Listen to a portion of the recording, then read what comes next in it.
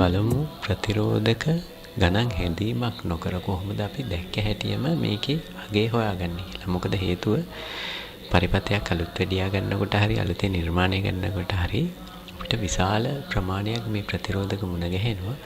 එතකොට මේවා අපිට අගය ගණන් හදා දෙන්න ගියොත් සෑහෙන වෙලාවක් යනවා. දැන් අපි බලමු මේ ප්‍රතිරෝධකයේ අගය කොහොමද අපි දැක්ක හැටි කියන්නේ. ඉස්සරලාම තියෙන වර්ණය කහ, ඊට පස්සේ දම්, ඊට පස්සේ කළු වර්ණය. එතකොට මෙතනදී අපි මුල් අගයන් දෙක වර්ණවල අගයන් දෙක අවසානයේට ඕම්ස් දාන්න. කළු තිබුණොත් කෙලින්ම ඕම්ස් දාන්න. දැන් අපි බලමු මේ chart එකක් තියෙන අපිට පළවෙනි පේලි රතු ඊට පස්සේ කළු. එහෙමනම් අපි 22 දෙකේව දෙකක් එන්නේ 22යි. ඊට පස්සේ කළු අපි කෙලින්ම ඕම්ස් දාන්න 22යි ඕම්ස්. ඊට පස්සේ 47යි ඕම්ස්. ඊට පස්සේ කොළයි නිලුයි ආවම 56යි ඕම්ස්. කළු වර්ණය නම් තුනට එන්නේ කෙලින්ම මුල් වර්ණාගයන් දෙක අවසානයේට ඕම්ස් දාලා මේක අපිට ගන්න පුළුවන්. එතකොට අපිට දැක්ක හැටිම ගියත හැකි අවසාන, ඒ කියන්නේ තුන්වෙනි වර්ණය අපි හිතමුකෝ කළු නම් අපි මුල් අගයන් දෙක අවසානයේට ඕම්ස් දාලා අපිට අගේ කියන්න පුළුවන්. එතකොට මේක හරිම ලේසි. අපිට ගණන් හැදීම මුකුත් කරන්න ඕනේ.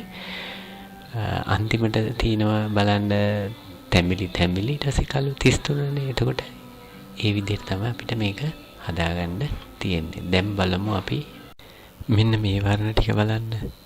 කහ, දම්, දුඹුරු. දැන් මෙතන අපිට හරිම ලේසි. කහ වර්ණය 4යි, දම් වර්ණය 7යි.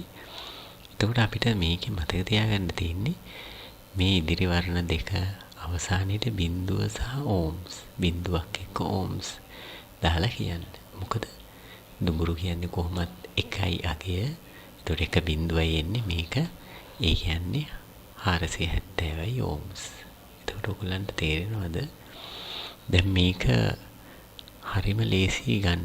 දුඹුරු නම් තුන්වෙනි වර්ණය.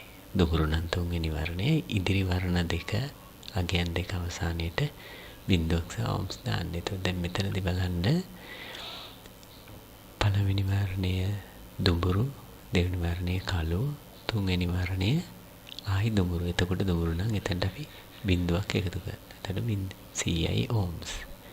එතකොට දෙවෙනියට තියෙනවා රතු දෙකයි, ආයි දෙවෙනි වර්ණය රතු දෙකයි, තුන්වෙනි වර්ණය දුඹුරු. ඒ කියන්නේ අගේ එක නම් බිඳු එකක් වැටෙනවා. එතකොට 220යි ඕම්ස්. එතකොට මෙතනදී ගානක් ඇදීමක් අවශ්‍ය වෙන්නේ. ඉතිරි වර්ණ දෙකේ අවසානයේට බිඳුවයි සහ ඕම්ස් දාලා අපිට කියන්න පුළුවන්. දැන් බලමු අපි ඊළඟට තුන්වෙනි වර්ණය රතු පාට නම් අපි කොහොමද මේ ප්‍රතිරෝධකයාගේ දැක්ක හැටිය කියන්නේ කියලා. ඒ තුන්වෙනි වර්ණය රතු නම් ඉදිරියේ ඇති වර්ණ දෙක අගයන් දෙකක් තියෙනවනේ. ඒ අතරට K ලෙස දාලා අපි කියන්න ඕනේ. එතකොට ඔන්න දැන් බලන්න පළවෙනි වර්ණයේ දුඹුරු, දෙවෙනි වර්ණයේ කළු. ඒ කියන්නේ 1.0යි. ඊළඟ තුන්වෙනි වර්ණයේ රතු නම් 1යි K බිඳුවයි. ඒ කියන්නේ 1 කිලෝ ඕම්. දෙවෙනියට තියෙනවා රතු. එහෙනම් පළවෙනි වර්ණ දෙක තෙන්නේ දෙකේ දෙකක්. ඒ දෙක අතරට K යොදනවා අපි. ඒ කියන්නේ 2K 2 ඕම්ස්. ඒ කියන්නේ 2.2 කිලෝ ඕම්ස් කියන අදහස් තමයි එන්නේ. එතකොට ඊළඟ බලන්න කහ 4යි, දම් 7යි, ඊට පස්සේ රතු. එතකොට 4K 7 ඕම්ස්. ඒ කියන්නේ 4.7 කිලෝ ඕම්ස්. එතකොට බලන්න ඊළඟට තියෙනවා කොළ නිල් 5යි 6යි රතු. එහෙමනම් රතු වර්ණය තුන්වෙනිට આવොත් අපි මුල තියෙන පූර්ණ සංඛ්‍යා දෙක අතරට K. එහෙම නැත්නම් දශම තිත තියන්න ඕනේ. එතකොට මේ විදිහට තමයි අපි අගේ හදාගන්නේ. ඊළඟට බලමු තුන්වෙනි වර්ණයේ තැඹිලි පාට නම් ඉදිරියේ ඇති වර්ණ අගයන් දෙක අවසානයේට K. ඕම්ස් කියලා කියන්නේ. ඔන්න බලන්න පළවෙනි වර්ණය දුඹුරු, දෙවෙනි වර්ණය කළු, තුන්වෙනි වර්ණය තැඹිලි. එතකොට තුන්වෙනි වර්ණය තැඹිලි නම් පළවෙනි වර්ණ දෙකේ අගේ දෙක ගන්න 10 කිලෝ ඕම්ස්. ඒ කියන්නේ 10යි කිලෝ ඕම්ස්. හරිම ලේසි මේක. එතකොට දෙවෙනියට තියෙනවා රතුයි රතුයි. එහෙමනම් එතන 2යි 2. එහෙමනම් 22යි කිලෝ ඕම්ස්. ඊළඟට තියෙනවා කහ දම්. එතකොට 47යි K. ඒ කියන්නේ 47යි කිලෝ ඕම්ස්. 47 K කියලා අපි කියනවා. එතකොට ඊළඟට කොළ නිල් තියෙනවා. අවසානයේට තැඹිලි. ඒ කියන්නේ තුන්වෙනි වර්ණේ තැඹිලි. එතකොට 56යි K 56 කිලෝ ඕම්ස්. මෙන්න මේ විදිහට තමයි අපිට දැක්ක හැටියෙන් ප්‍රතිරෝධක අගය කියන්න පුළුවන්. මොකද හරිම ලේසි මේ විදිහට පුරුදු වෙන්න. බොහොම තුන්වෙනි වර්ණය මං හිතන්නේ නිල් දක්වා තමයි මතක තියාගන්න වෙන්නේ. එතකොට ඔයගලන්ට නිකම්ම මේක හරි ලේසියෙන්ම කියන්න පුළුවන්. ඊළඟට බලමු තුන්වෙනි වර්ණය කහනම් ඉදිරියේ ඇති වර්ණ දෙක අවසානයේට බිඳුවයි K කියලා අගේ ගණනය කරන්න. තුන්වෙනි වර්ණය කහනම්. අපි දැන් බලමු කොහොමද කියලා. දැන් මේක ඉදිරි වර්ණ දෙකත් එක්ක ගත්තාම කොහොමද මේක කියවෙන්නේ කියලා. ඔන්න බලන්න. පළමු වර්ණය දුඹුරු, දෙවෙනි වර්ණය කළු, තුන්වෙනි වර්ණය කහ. එහෙමනම් අපි බිඳුවයි K. එහෙනම් 100යි K. ඉස්සරහට අගේ දෙකට 10යි එන්නේ. ඊට පස්සේ බිඳුවයි කියන 100යි K. එහෙමනම් අපි මතක තියාගන්න කහ වර්ණය තුරට එනවනම් 100 කියන මට්ටමේ. ඒ කියන්නේ 100 ගණන්. ඒ කියන්නේ 100 ඉඳන් 990 දක්වා වගේ අපිට පුළුවන් මේ වර්ණ දැක්ක හැටිම කියන්න මේ තියෙන ක්‍රමයට. එතකොට කහ වර්ණය ඔන්න බලන්න. තුන්වෙනියට ආවම දෙවෙනියට අපි ගමුකෝ රතුයි කියලා. රතුයි ගත්තාම 2යි 2යි බිඳුවයි K. එහෙමනම් 220යි කිලෝ ඕම්ස්. අපි ගණන් හැදීමක් කරන්න ඕනේ. මෙතනදී කහ වර්ණය තුන 220යි කිලෝ ඕම්ස්. මේ විදිහට හදාගන්න පුරුදු වෙන්න. දැක්ක හැටියෙම අඳුරගන්න පුළුවන් වෙන්න ඕනේ වර්ණ. ඊළඟට බලමු අපි තුන්වෙනි වර්ණය කොළනම්. තුන්වෙනි වර්ණය කොළනම් M ohms mega ohms කියන එක තමයි අපි මේ M කියලා කියන්නේ. ඉදිරි වර්ණ දෙක අතරට M පාවිච්චි කරන්න කියනවා. එතකොට දැන් අපි බලමු කොහොමද කියලා. උදාහරණයක් අරගෙන වර්ණ පටි ක්‍රමයට අරගෙන ඔන්න බලන්න. ඉදිරි වර්ණ දෙක රතු, ඊට පස්සේ කොළ. එතකොට මේ ඉදිරි වර්ණ දෙක අතරටනේ M දාන්නේ කිව්වේ. 2.2 mega ohms. 2යි M 2යි ohms. එතකොට මේක බලන්න දුඹුරු එකයි කළු බිඳුවයි ඊට පස්සේ කොළ. එහෙමනම් 1 mega ohms. ඊළඟට බලන්න රතු කොළ 2යි M 2යි ohms. ඒ කියන්නේ 2.2 mega ohms. ඊළඟට බලන්න කහ දම් කොළ 4යි M 7යි ohms. එහෙමනම් 4.7 mega ohms.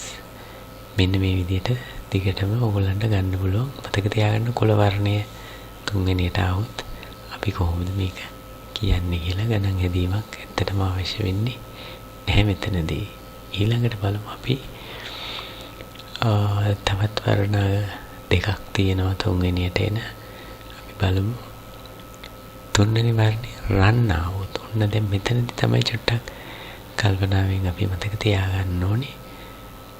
ඉදිරි වර්ණ දෙක අතරට ඕම්ස් කෙලින්ම දාලා අගේ කියන්නේ. ඉදිරි වර්ණ දෙක අගේ දෙක අතරට මේක රත්තරන් පාට එනවා. රන් වර්ණය. එතකොට දැන් අපි බලමු කොහොමද කියලා. මේක අපි ගණන් කරලා ගන්නේ 5යි. ඒ කියන්නේ කොළ 5යි, නිල් 6යි, ඊළඟට ගෝල්ඩ් රත්තරන් පාට. දැන් 5යි ඕම්ස් 6යි. එහෙනම් 5.6යි ohms 5.6යි ohms.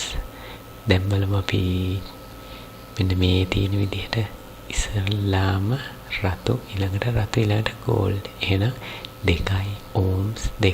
ඒ කියන්නේ 2.2 ohms. ඊළඟට තියෙනවා කහ 4යි ධම් 7යි ඊළඟට ගෝල්ඩ්යි. එතකොට ohms අර ඉස්සරහ තියෙන අගයන් දෙක අතරට දානවා. එතකොට තුන්වෙනි වර්ණේ ගෝල්ඩ් ආවම ඒක හොඳට මතක තියාගන්න. එතකොට දැන් බලන්න ඒක 4.7 ohms. මේක හොඳට මතක තිබ්බොත් හරිම ලීසි දැක්ක හැටි ප්‍රතිරෝධකවල අගය ලීසියෙන් කියන්න පුළුවන්. දැන් අපි බලමු ඊළඟට තවත් වර්ණයක් තියෙනවා රිදී වර්ණය.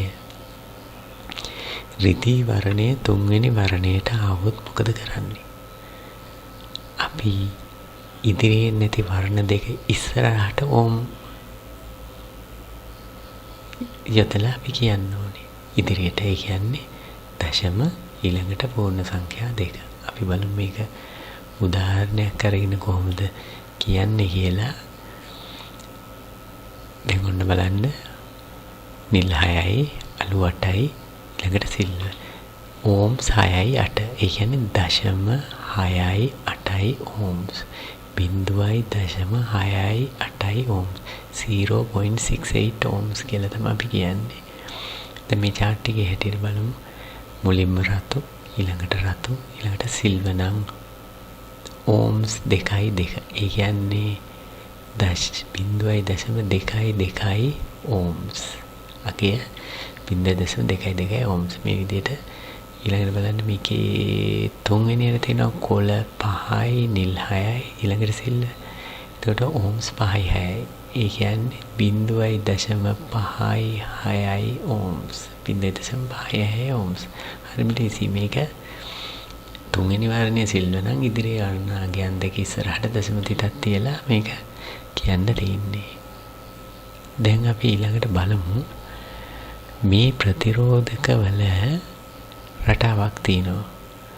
ඔන්න බලන්න ප්‍රතිරෝධක අගය අපිට ක්‍රම කීපයකට සඳහන් කරන්න පුළුවන්.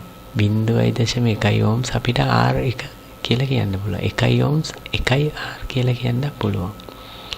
10 ohms 10 R කියලා කියන්න පුළුවන්. 100 ohms 100 R කියලා කියන්න පුළුවන්. 1 kilo ohms 1 K කියලා කියන්න පුළුවන්. 10 K 10 K ohms කියලා කියන්න පුළුවන්. මෙන්න මේ විදිහට රටාවක් තියෙන. ඒ වගේම තමයි තවත් මතක තියාගන්න ඕනේ මේකේ දෙවෙනි පේළියේ හරහට තියෙනවා 0.22 ohms. ඊළඟට තියෙනවා 2.2 ohms. ඊට පස්සේ 22 220 2.2 K 22 K ohms 220 kilo ohms 2.2 meg.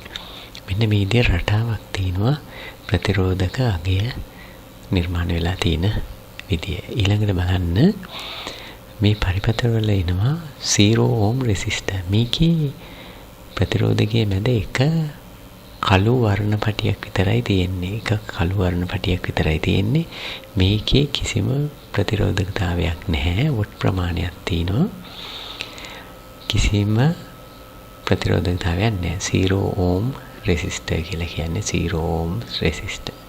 එතකොට මේවා අපි පාවිච්චි කරන පරිපථවලදී සන්නායක හැටියට පාවිච්චි කරන්නේ. මේවා ප්‍රතිරෝධකතාවයක් නැහැ.